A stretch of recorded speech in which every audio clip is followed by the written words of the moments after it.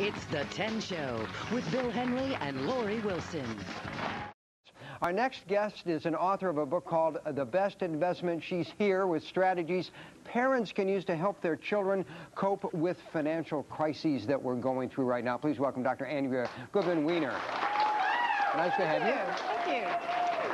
Now, let me just, truth in journalism here.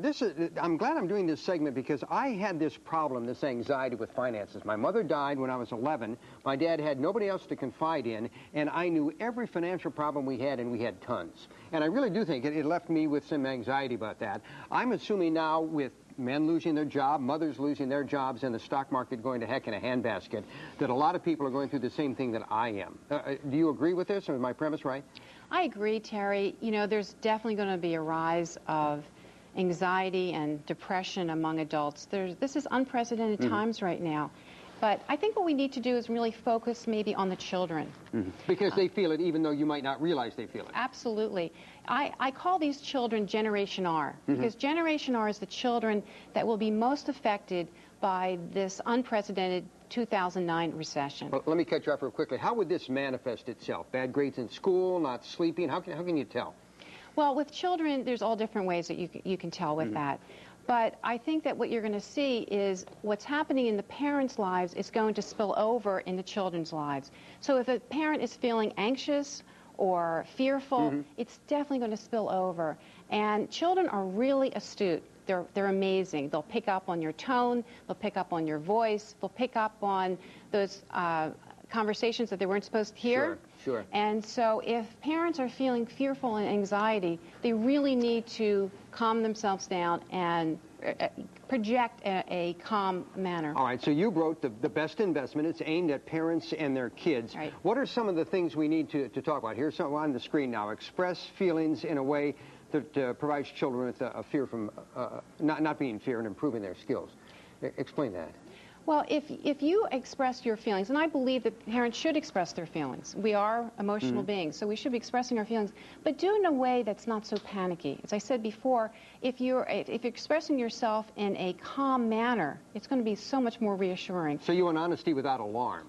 Exactly. Okay. Exactly. Okay. Point two then. Explain the economics of the situation that's going on right now. That's part of being forthcoming. Yes, and you should do this in, again, another calm, reassuring manner. Children need to know this. Let me give you a personal story, Terry.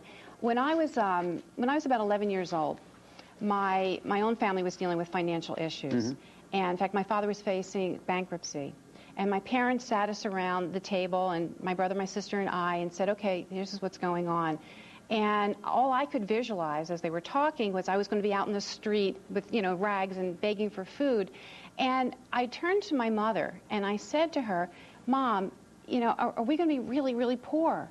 And she said, and I'll never forget this, she said, no, honey, we're not poor. We're really rich. And she said in a very calm voice, she said, made a difference. And well, the reason why we're rich is because we have each other, we love each other, and we have our health, and that makes us rich. And those words, Terry, when I walked away from the table, I didn't think about all the other things that I couldn't have.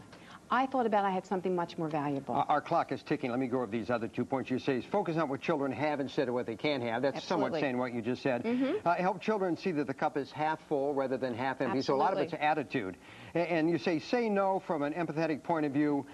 Don't say no. Say I understand how you feel. Showing you're being a buddy there. And That's kind of exactly right. This is a generation that has, I see it, therefore I want it generation right now. And they're used to material things. So they may not be aware that the money well is dried up. So say no from an empathetic point of view, maybe saying, I understand how you're maybe feeling. Because if you're empathetic to them, they'll learn to be empathetic back to you. Dr. Weiner, it looks like a good investment. It's called The Best Investment. It's news that you can use, and it might be good to read, particularly if you're in a family way and having some financial problems. Thanks for being with us. Thank you.